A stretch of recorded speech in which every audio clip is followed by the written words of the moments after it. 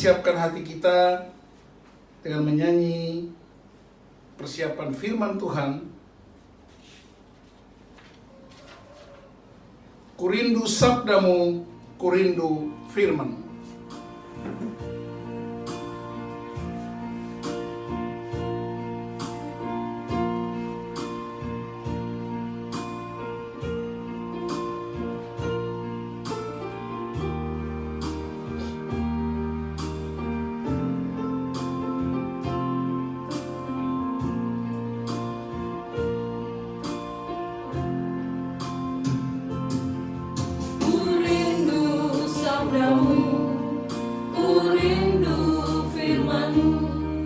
Firman Tuhan Yesus yang heran dan berkuasa. Berfirmanlah Tuhan oleh kuasa Roh-Mu, kepadamu aku berserah. Berfirmanlah Tuhan, Roh Kudus mengurapi hamba-Mu. Berfirmanlah Tuhan, ku rindu menikmati sabda-Mu. Sekali lagi, kurindu sabdamu, kurindu firman-Mu.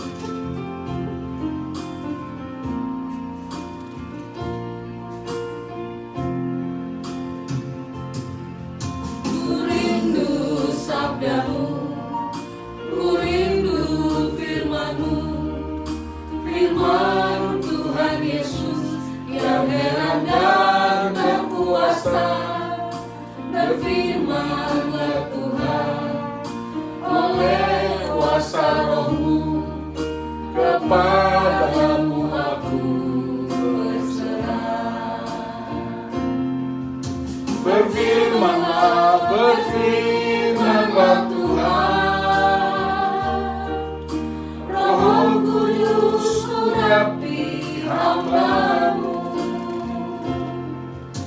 Berfirmanlah Tuhan, ku rindu menikmati sabda-Mu. Berfirmanlah, berfirmanlah. Berfirmanlah Tuhan, Roh Kudus mengurapi hamba-Mu. Berfirmanlah Tuhan, ku rindu menikmati sabda-Mu. Kita berdoa untuk firman Tuhan. Berfirmanlah ya Tuhan, sebab firman-Mu itu Allah sendiri. Biarlah umat-Mu yang mendengarkan, yang sakit sembuh, yang lemah dikuatkan, Amin. yang ragu-ragu diteguhkan, yang putus asa dapat pengharapan yang baru, yang terikat dibebaskan, hubungan-hubungan yang retak dipulihkan. Sebab firman itu hidup dan berkuasa. Urapi hamba-Mu dan seluruh umat-Mu yang mendengar firman, baik melalui virtual maupun yang dalam ruangan ibadah. Di dalam nama Tuhan Yesus Kristus, firman yang hidup, Tuhan menyertai saudara-saudara. Amin. Mari semuanya berdiri. Yang bisa berdiri, berdirilah. Yang tetap duduk, duduk saja.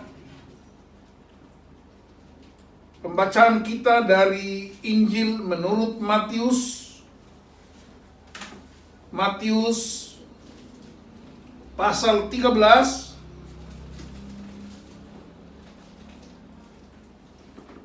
Matius 13 mulai dari ayat 24 sampai dengan selesai.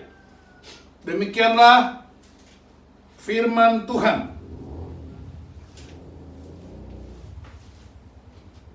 Yesus membentangkan suatu perumpamaan lain lagi kepada mereka, katanya, hal kerajaan sorga itu seumpama orang yang menaburkan benih yang baik di ladangnya. Tetapi pada waktu semua orang tidur, datanglah musuhnya menaburkan benih lalang di antara gandum itu, lalu pergi. Ketika gandum itu tumbuh dan mulai berbulir, nampak jugalah lalang itu. Maka datanglah hamba-hamba Tuan ladang itu kepadanya dan berkata, Tuan, bukankah benih baik yang Tuan taburkan di ladang? Tuan, dari manakah lalang itu? Jawab Tuan itu, seorang musuh yang melakukannya. Lalu berkatalah hamba-hamba itu kepadanya, jadi maukah Tuan supaya kami pergi mencabut lalang itu? Tetapi ia berkata, jangan, sebab mungkin gandum itu ikut tercabut pada waktu kamu mencabut lalang itu. Biarkanlah keduanya tumbuh bersama sampai waktu menuai. Pada waktu itu aku akan berkata kepada para penuai, kumpulkanlah dahulu lalang itu dan ikatlah berkas-berkas untuk dibakar. Kemudian kumpulkanlah gandum itu ke dalam lumbungku. Kita pindah langsung ke ayat 36. Maka Yesus pun meninggalkan orang banyak itu, lalu pulang. Murid-muridnya datang dan berkata kepadanya, jelaskanlah kepada kami perumpamaan tentang lalang di ladang itu. Ia menjawab katanya, orang yang menaburkan benih baik ialah anak manusia. Ladang ialah dunia. Benih yang baik itu anak-anak kerajaan, dan lalang anak-anak si jahat. Musuh yang menaburkan benih lalang ialah iblis. Waktu menuai ialah akhir zaman, dan para penuai itu malaikat. Maka seperti lalang itu dikumpulkan dan dibakar dalam api, demikian juga pada akhir zaman Anak Manusia akan menyuruh malaikat-malaikatnya, dan mereka akan mengumpulkan segala sesuatu yang menyesatkan dan semua orang yang melakukan kejahatan dari dalam kerajaannya. Semuanya akan dicampakkan ke dalam dapur api. Di sanalah akan terdapat ratapan dan kertakan gigi. Pada waktu itulah orang-orang benar akan bercahaya seperti matahari dalam kerajaan Bapa mereka. Siapa bertelinga, hendaklah ia mendengar. Demikianlah pembacaan firman Tuhan. Haleluya.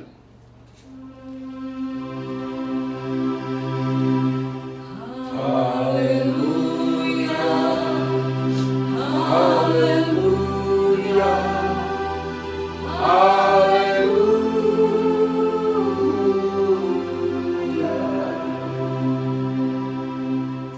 Silakan duduk. Shalom semuanya. Selamat hari Minggu.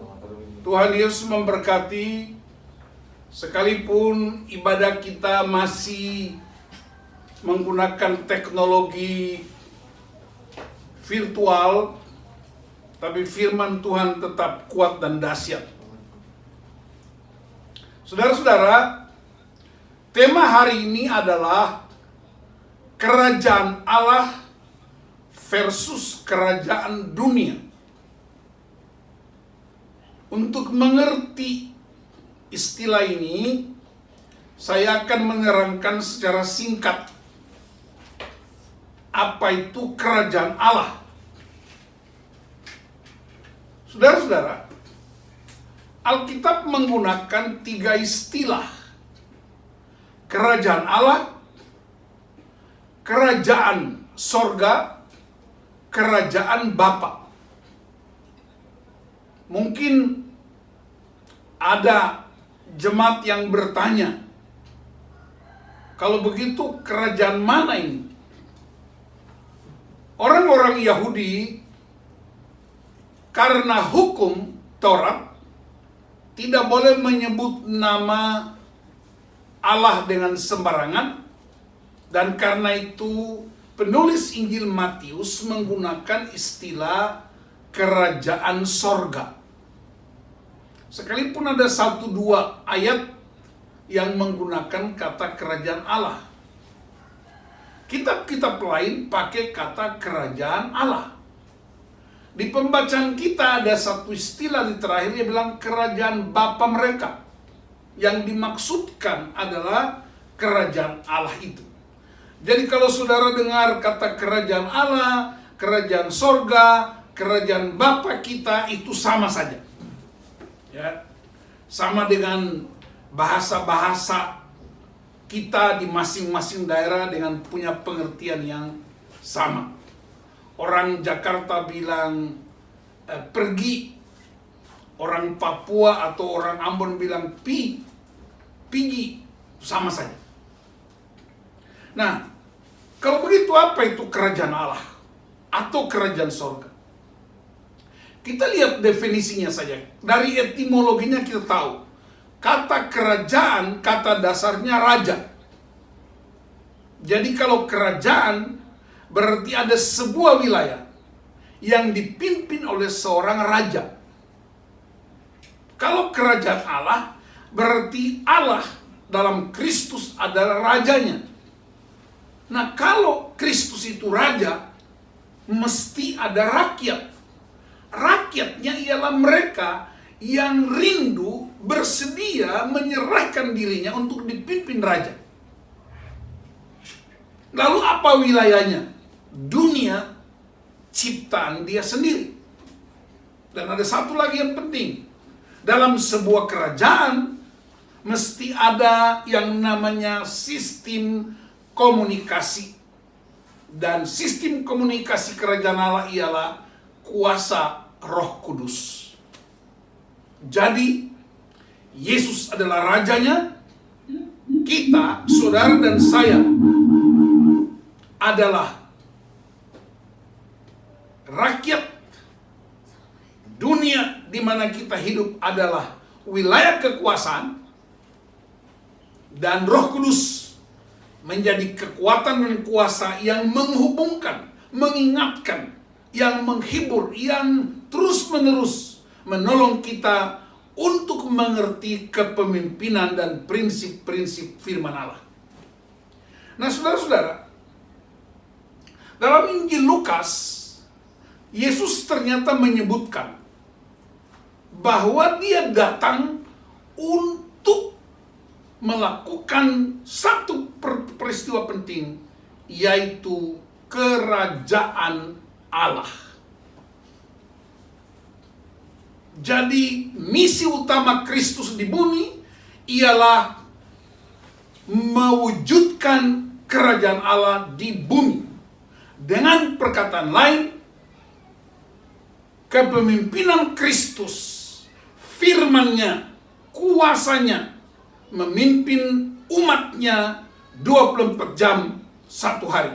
Itulah sebabnya dalam doa Bapa kami diajarkan, datanglah kerajaan-Mu, jadilah kehendak-Mu di bumi seperti di sorga.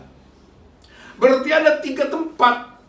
Yang pertama, sorga itu tempat kediaman Allah Bapa, yang juga akan menjadi tujuan kita, tempat kita. Yang kedua, neraka itu tempatnya kerajaan iblis. Dan kita yang masih hidup, kita tinggal di bumi.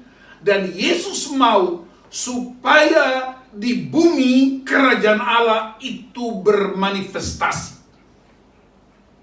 Nah, untuk mengerti ini semua, saudara-saudara, Yesus menggunakan banyak sekali perumpamaan. Di Injil-Injil terutama Matius, Markus, Lukas, Yohanes, banyak sekali Yesus gunakan perumpamaan untuk membandingkan tapi sekaligus menerangkan supaya umat mengerti maksud dari prinsip kerajaan Allah itu. Kita tahu misalnya Yesus suka mengajar hal kerajaan Allah seumpama seorang penabur yang menabur benih. Hal kerajaan Allah seumpama harta yang terpendam di dalam tanah. Kerajaan Allah seumpama seorang raja yang bepergian.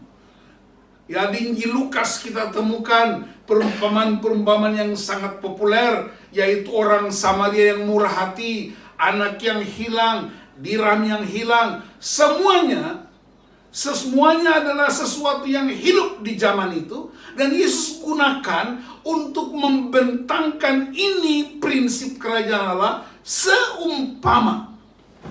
Saya bayangkan kalau Yesus masih ada sekarang secara fisik, dia akan gunakan kehidupan kita sehari-hari untuk menerangkan prinsip kerajaan Allah. Nah, karena itu hari ini kita akan merenungkan ayat yang sudah kita baca, yaitu kerajaan Allah seumpama orang menaburkan benih yang baik di ladangnya. Dan kita sudah tahu pengertiannya. Benih yang baik itu anak-anak kerajaan. Ya, gandum disebutkan. Lalang itu anak-anak kerajaan dunia, kerajaan iblis. Dunia itu adalah ladangnya. Penuainya adalah malaikat-malaikat. Waktu dipisahkan itu akhir zaman. Dan banyak orang berkata akhir zaman semakin dekat. Banyak orang pikirkan akhir zaman, tapi kebanyakan ibu-ibu memikirkan akhir bulan. Haleluya. Awal bulan, akhir bulan tetap sama di hadapan Tuhan. Amin, ibu-ibu. Haleluya. Biarkan orang bahas akhir zaman, tapi kita terus memikirkan akhir bulan. Saudara-saudara, apalagi anak-anak kos, mereka tunggu akhir bulan, orang tua akan kirim uang kos dan uang makannya. Nah, saudara-saudara, perhatikan.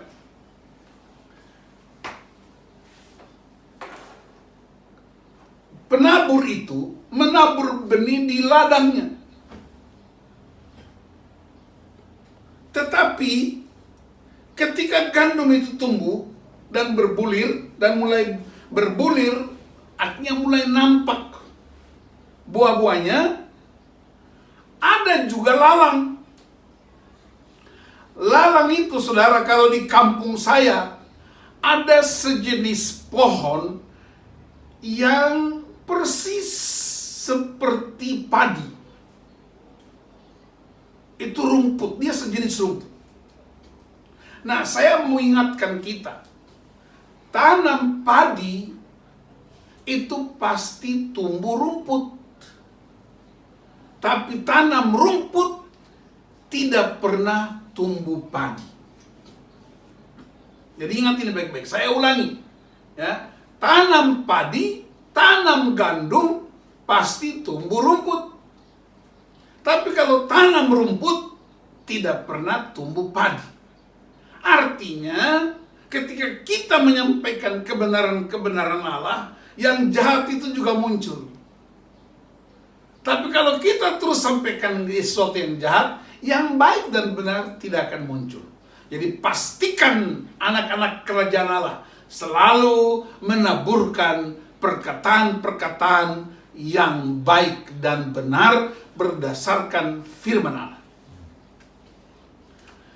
Pertanyaannya, kapan lalang itu bertumbuh? Ternyata inilah poinnya, saudara-saudara. Perhatikan ayat 25. Tetapi pada waktu semua orang tidur, datanglah musuhnya menaburkan benih lalang di antara gandum itu, lalu pergi. Seolah-olah ada sekumpulan anak-anak yang benar, ada sekumpulan anak-anak Tuhan yang baik.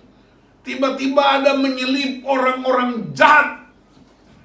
Dan hampir tidak bisa dipastikan mana gandum, mana lalang. Tapi ketika hamba-hamba itu minta, bolehkah kami cabut lalang itu? Yesus bilang, tidak usah cabut. Sebab kalau kamu cabut, kemungkinan gandum pun tercabut. Karena itu, biarkan dia bertumbuh bersama. Pada waktunya akan ketahuan mana gandum dan mana lalang. Saudara-saudara, kita memang ditempatkan di dunia ini. Kita nggak bisa memilih, ini tempat buat kami saja. Anda nggak bisa memilih untuk tinggal seorang diri.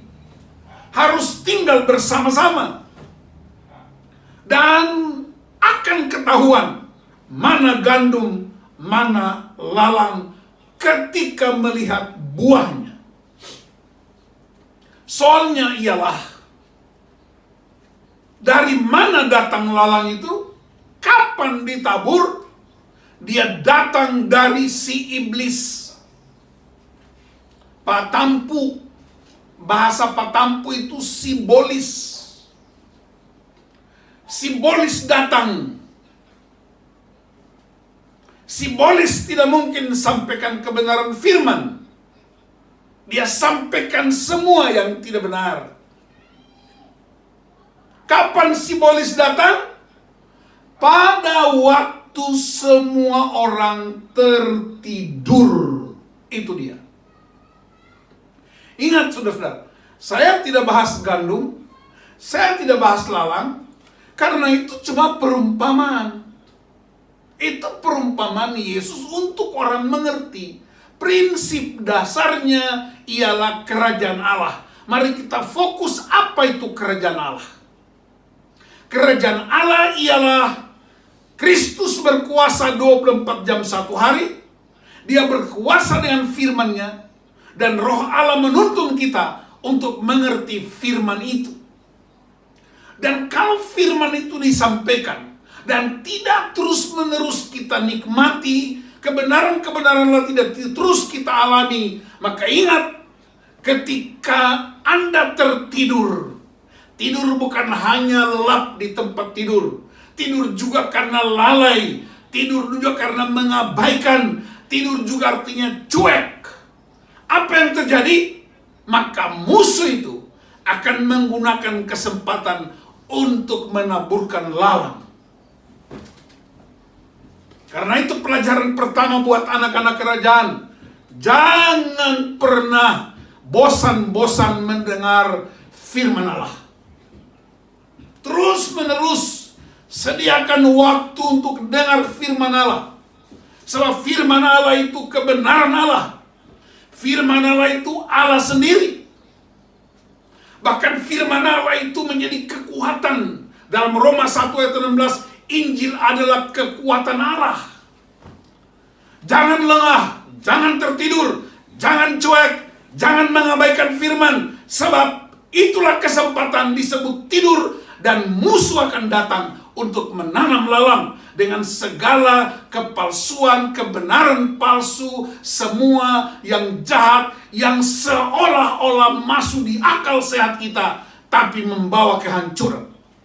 Dan Rasul Petrus ingatkan dalam 1 Petrus 5 ayat 8, sadarlah dan berjaga-jagalah, sebab iblis itu dia bagaikan singa yang berjalan berkeliling untuk mencari mangsa yang dapat ditelan. Pertanyaannya gini saudara-saudara, kenapa Rasul Petrus menggambarkan iblis seperti singa yang berjalan berkeliling mencari mangsa? Kenapa singa? Kenapa bukan ayam? Kenapa bukan ba? Kenapa bukan bi? Tapi kenapa singa? Karena begini saudara-saudara, singa itu dia binatang buas, tapi dia tidak pernah menerkam kambing kalau kambingnya dalam kumpulan. Dia nggak pernah terkam domba kalau ada dalam kumpulan. dia baru terekam kambing atau domba kalau kambing atau domba itu jauh dari kumpulannya, dari komunitasnya. Makanya saudara perhatikan, saya suka nonton televisi itu, acara apa namanya itu, flora dan fauna atau geografik apa itu. Saudara perhatikan, ketika binatang-binatang itu berkerumun, harimau atau singa itu dia duduk jauh sambil ngiler. Dia nggak bakal dekat. Tapi begitu ada satu ekor kambing atau domba yang mulai bergeser dari kumpulannya, itulah incarannya. Karena itu, iblis takut komunitas yang penuh dengan firman Allah. Bilang amin. Yang setuju angkat tangan. Iblis takut firman Tuhan. Iblis tidak takut pendeta. Iblis tidak takut penatua. Iblis tidak takut jabatan-jabatan gerejawi. Iblis tidak takut ketua sinode. Dia tidak takut ketua majelis. Dia tidak takut gembala sidang. Iblis hanya takut firman Allah. Dan kalau kamu punya firman Allah, iblis tidak akan dekat. Itu sebabnya Yesus mengusir iblis. Nyala engkau. Dia pakai apa? Ada tertulis firman Allah. Jadi saudara-saudara, kerajaan Allah, Rasul Paulus bilang di dalam pembacaan kita, nas pembimbing kita dalam kitab 2 Korintus tadi. Nas pembimbing 1 Korintus 4 ayat 20. Kerajaan Allah bukan terdiri dari perkataan, tetapi dari kuasa. Karena kerajaan Allah itu berkuasa. Kuasa Allah yang hidup. Kuasa di sorga dan di bumi. Karena itu saya ingatkan kita, jangan pernah lalai dalam komunitas. Jangan pernah lalai dalam firman Tuhan. Jangan pernah bosan-bosan dengar firman Allah. Karena itu iblis menunggu kesempatan untuk menanamkan lalat ketika semua orang tidur. Ada teman saya seorang pendeta di Papua. Satu kali dia bikin ilustrasi. Dia bilang satu kali ada pertemuan nyamuk-nyamuk se-Indonesia. Nyamuk karena tidak kena corona, jadi orang boleh pertemuan di gedung.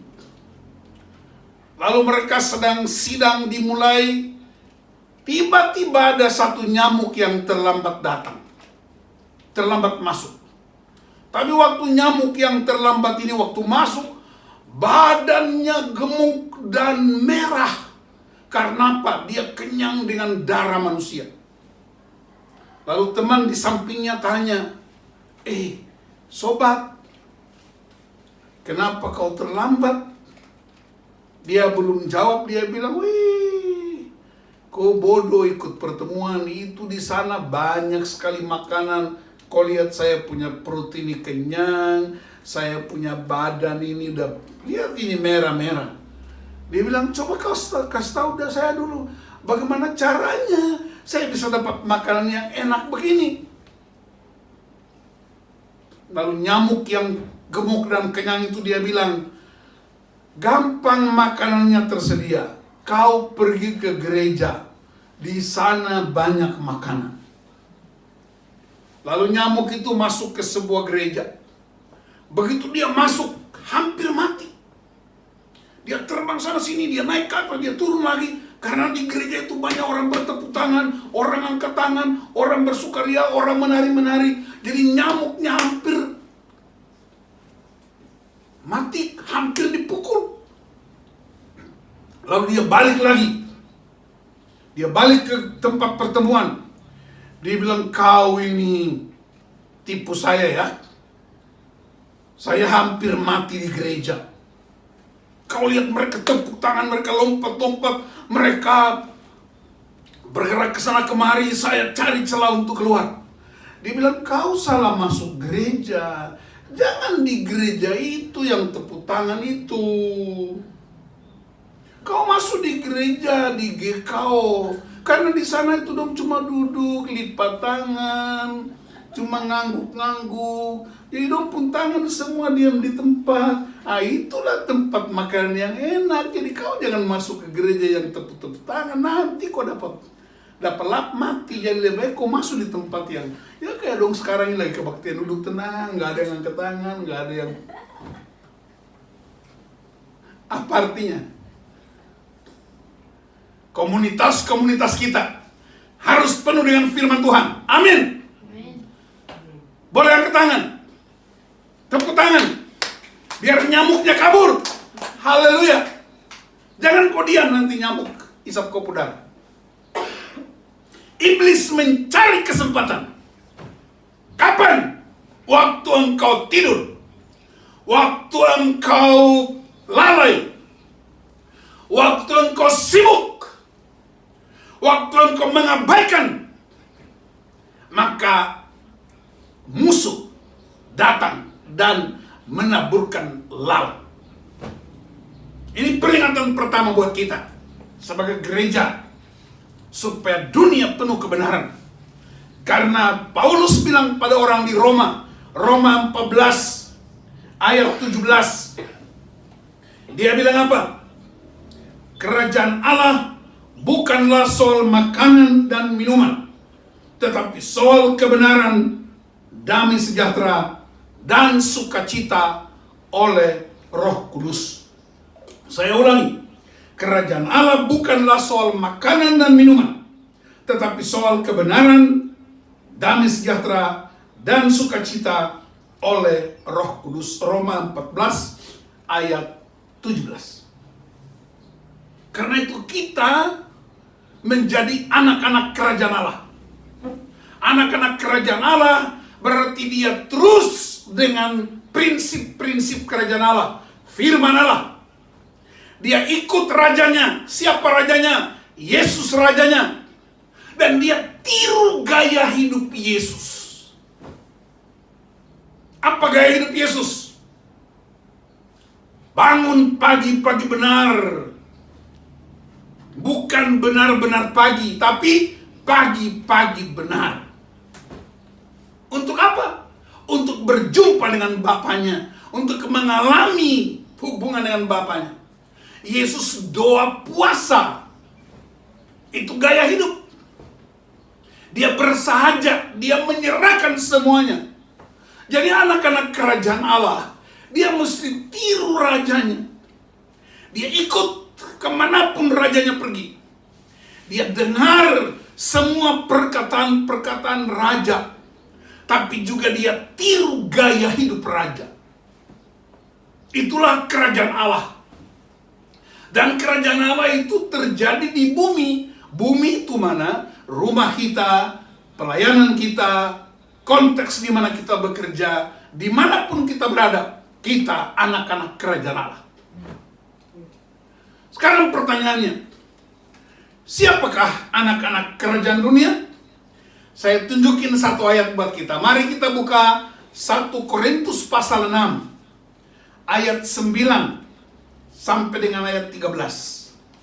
Saudara akan lihat apa yang disebut dengan anak-anak kerajaan dunia. 1 Korintus 6 ayat 9 sampai dengan ayat 10. 2 ayat saja. Perhatikan. Atau tidak tahukah kamu bahwa orang-orang yang tidak adil tidak akan mendapat bagian dalam kerajaan Allah? Janganlah sesat. Perhatikan.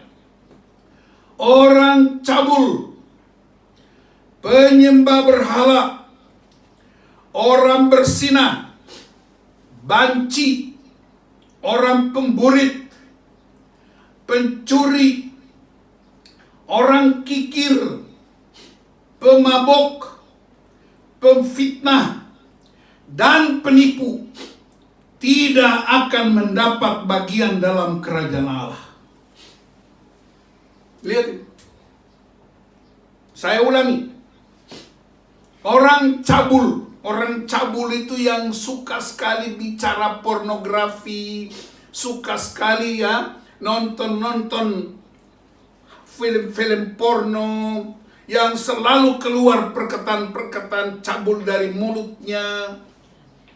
Penyembah berhala itu apa? Masih bergantung kepada hal-hal di luar kuasa Tuhan. Orang berzina, banci, ya, orang banci, makanya mesti dipulihkan. Orang pemburit, orang pencuri. Dia bilang pencuri apa aja, termasuk pencuri ayam, termasuk pencuri istri, punya uang di dompet, sudah kasih uang buat istri, tapi diam-diam ambil lagi, diam-diam, itu namanya pencuri. Pak Tampu jangan ketawa.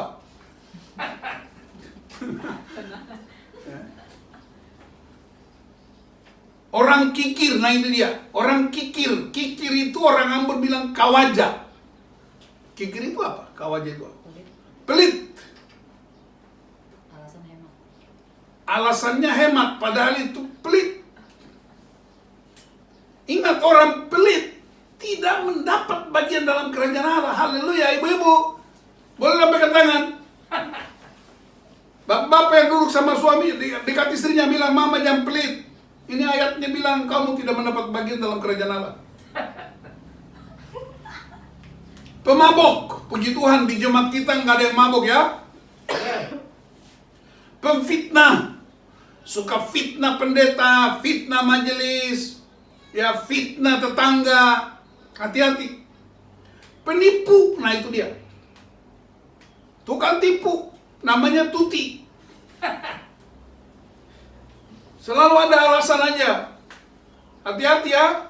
Mana itu? Saya lihat ada Pak Agus, hati-hati jangan tipu istri. Ada Pak Leo, Pak Stefanus. Ayat ini bilang, pencuri, orang kikir, pemabuk, pemfitnah, dan penipu tidak akan mendapat bagian dalam kerajaan Allah. Kalau begitu dapat bagian apa? Dapat bagian kerajaan iblis. Karena kerajaan simbolis ini pekerjaan kerajaan simbolis. Itu yang disebut si jahat datang menaburkan lalang pada waktu semua orang tidur. Makanya mari saudara-saudara, saya ajak kita untuk selalu bersekutu dengan Raja kita. Di gereja sekalipun masih PSBB, ada Zoom online, ada kebaktian kategorial, ada kebaktian hari Minggu, ada persekutuan majelis. Jangan abaikan ini. Karena singa itu, iblis itu bagaikan singa, berjalan berkeliling dan mencari kesempatan untuk menelan. Kata telan artinya berkuasa atasnya. Ini penting buat kita.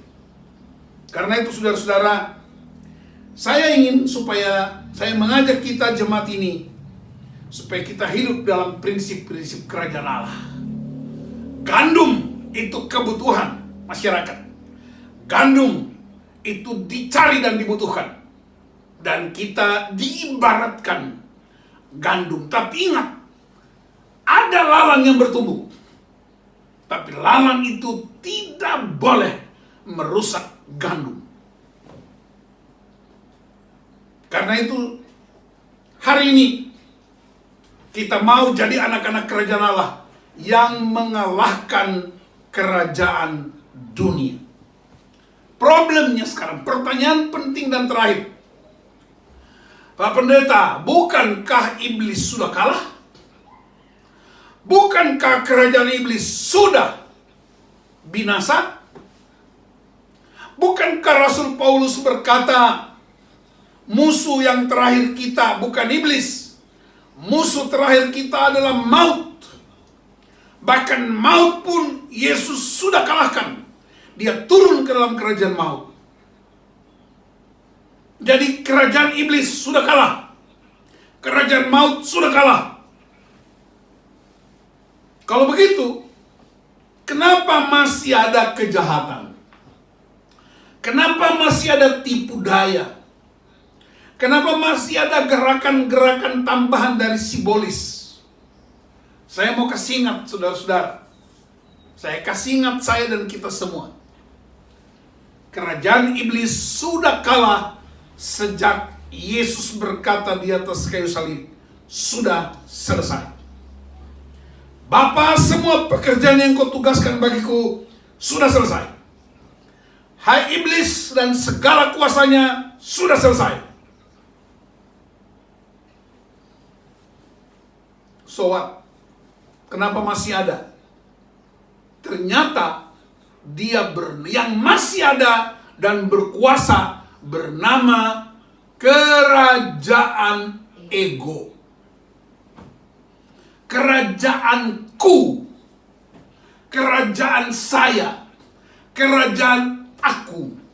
Aku jadi raja buat diriku. Dan karena itu aku juga bisa jadi raja buat kamu. Aku menguasai kamu, hai istri dan anak-anak. Aku berkuasa atas uang kita. Aku berkuasa atas marga kita. Aku berkuasa atas jabatan ini. Aku berkuasa semuanya. Itu yang disebut kerajaanku. Kerajaan ego, kerajaan aku. Yang sumbernya ialah iri hati dan mementingkan diri sendiri. Yakobus 1 ayat 16 berkata, sebab di mana ada iri hati dan mementingkan diri sendiri, di situ ada segala macam perbuatan jahat, ada kekacauan dan segala macam perbuatan jahat. Jadi kerajaan ego ini harus ditaklukkan. Tersinggung itu egonya, minta dihormati, minta diutamakan, tidak disapa sedikit marah, tersinggung. Ditegur kesalahannya, tidak mau gabung lagi, tidak mau zoom lagi. Itu namanya egonya masih kuat. Jadi mari kita periksa diri kita masing-masing. Kadang-kadang bapak bisa jadi raja di rumah, minta dilayani terus, padahal istri lagi sakit. Kadang-kadang ibu-ibu bisa minta dilayani supaya seimbang. Kadang-kadang anak-anak manja dan minta dilayani. Semuanya ada ketersinggungan dalam rumah, dalam gereja. Merasa lebih dari yang lain. Harus mendapat tempat yang terhormat. Itu semua adalah kerajaan ego. Kerajaan aku. Kerajaanku. Dan teknologinya bernama iPhone. Saya.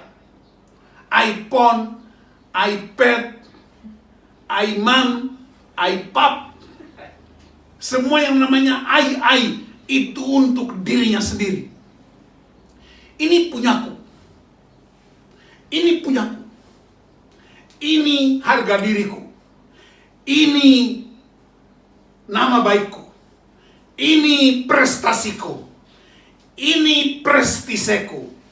Ini hakku. Semuanya aku. Dan itu yang membuat kita tidak bisa leluasa untuk hidup dalam kebenaran.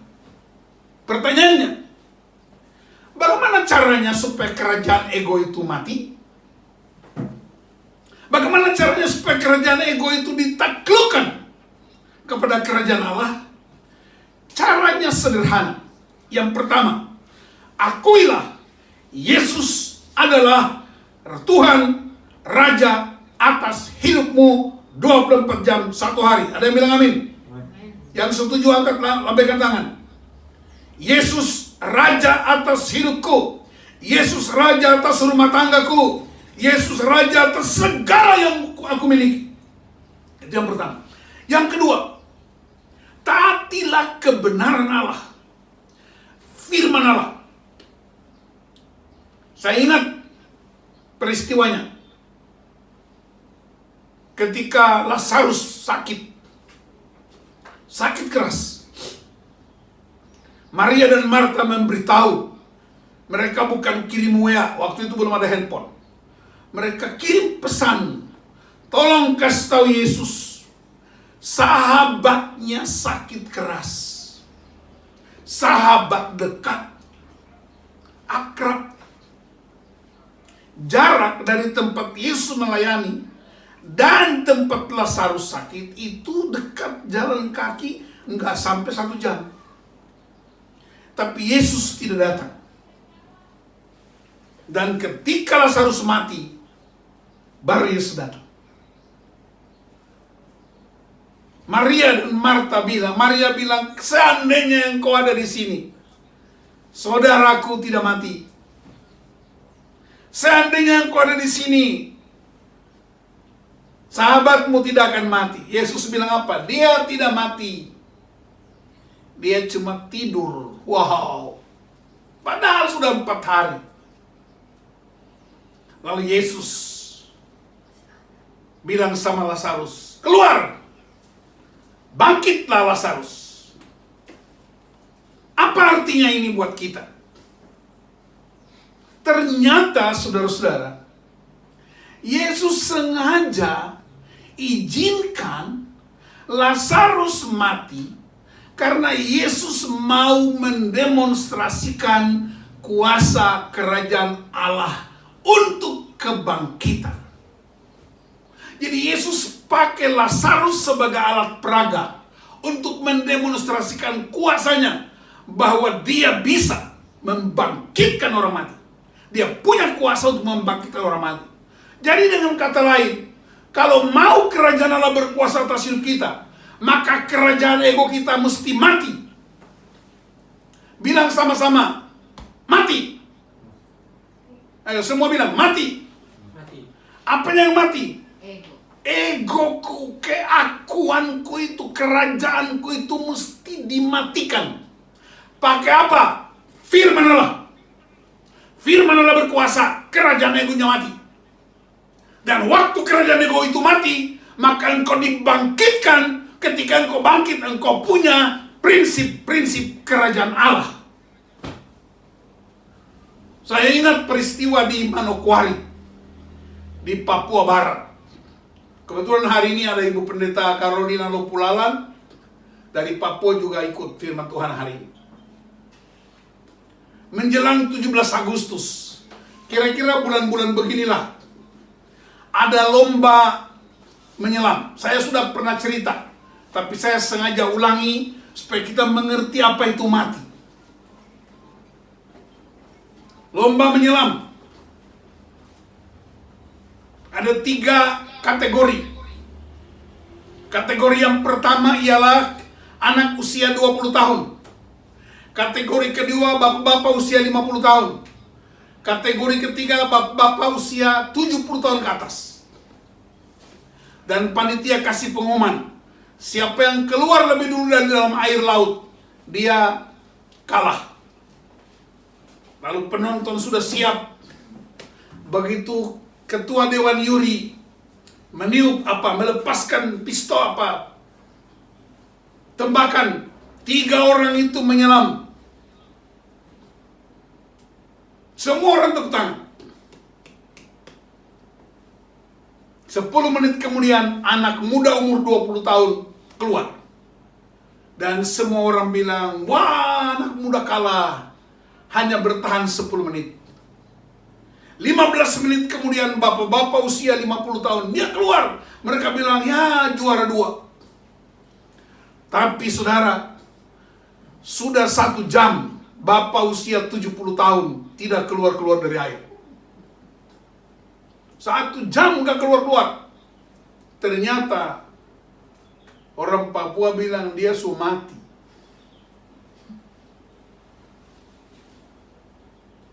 Dia terbawa arus hampir 100 meter dari tempat penyelaman. Tim SAR turun cari dia, ketemunya 100 meter di bawah arus. Bajunya tersangkut di karang. Lalu dia angkat ke atas. Ketua panitia panggil tim dokter, tolong periksa bapak ini. Untuk pastikan. Waktu dia diperiksa, nadinya itu diperiksa sama dokter. Begitu dokter tekan nadinya, dokter kaget karena di dalam tangannya ada tulisan spidol hitam. Tulisannya berbunyi begini, biar mati yang penting menang. Haleluya. Ternyata untuk menang harus mati. Yang duduk samping pasangannya bilang sama sebelah, supaya kita bangkit, ngana harus mati. Coba ibu Tampu bilang ke Pak Tampu, supaya Pak Tampu menang, Bapak harus mati. Bapak juga bilang ke ibu Yanti, bilang, Mama juga harus mati. Apanya yang mati? Egonya, kesombongannya, keakuannya. Waktu keakuan dan ego kita mati, disitulah kerajaan Allah berfungsi. Dalam Matius 12 ayat 28, ketika aku mengusir kuasa jahat, kerajaan Allah sudah datang kepadamu. Saya ulangi, mari kita buka ayatnya untuk kita tutup khotbah ini. Matius pasal 12 ayat 28.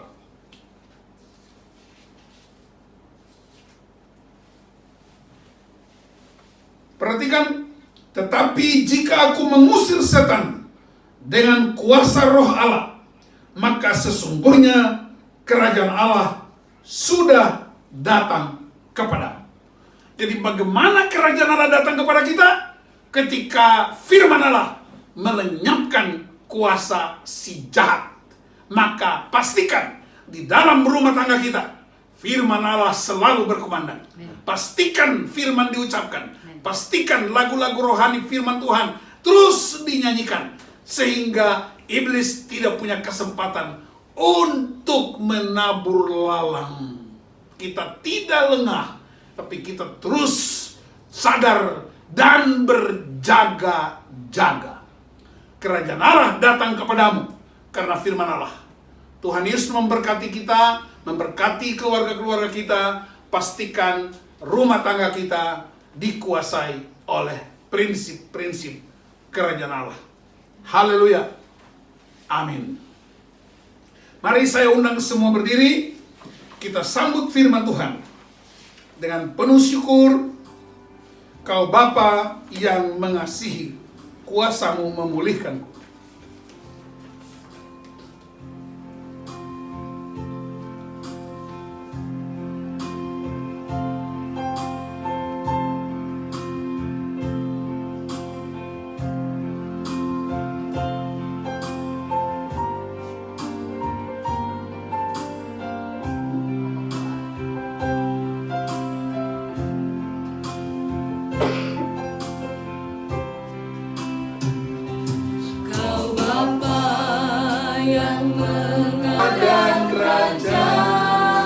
Kaulah segalanya di dalam hidupku. Kaulah segalanya di dalam hidupku.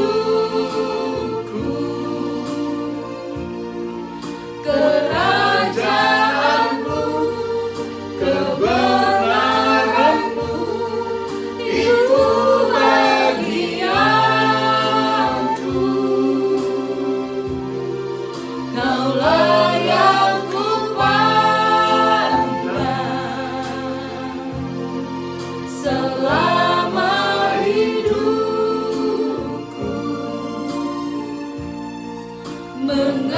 mengasihimu, memuliakanmu, Bapa dan Rajaku. Musik mengiringi kita. Dan mari semuanya ikuti saya. Katakan, aku percaya. Aku percaya Firman Allah itu firman Allah itu kebenaran Allah sendiri. kebenaran Allah sendiri. Aku percaya Aku percaya firman Allah firman Allah adalah kuasa Allah. adalah kuasa Allah. Firman Allah Firman Allah adalah kekuatan Allah. adalah kekuatan Allah. Firman Allah Firman Allah adalah kasih Allah. adalah kasih Allah. Saya mau ambil keputusan. Saya mau ambil keputusan. Kuasa kerajaan Allah Kuasa kerajaan Allah dan kebenarannya dan kebenarannya memimpin aku memimpin aku dan sesi rumahku dan sisi dan di jemaat kami dan jemaat kami. dalam nama Yesus. Dalam nama Yesus. Kaulah segalanya.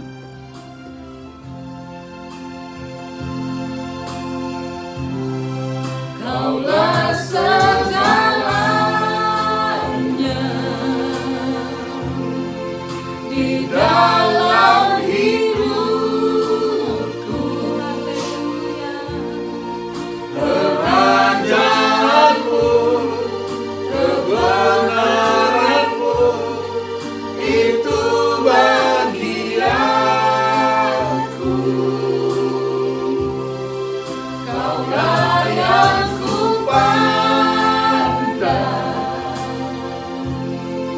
selama hidupku,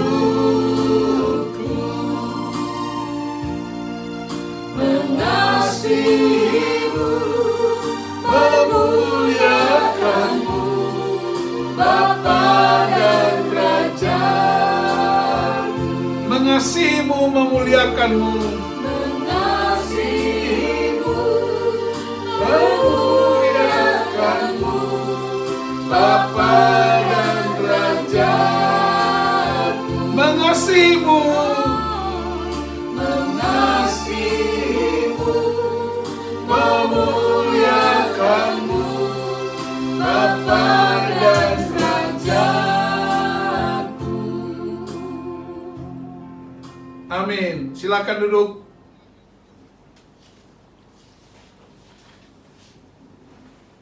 Kita akan memasuki doa syafaat.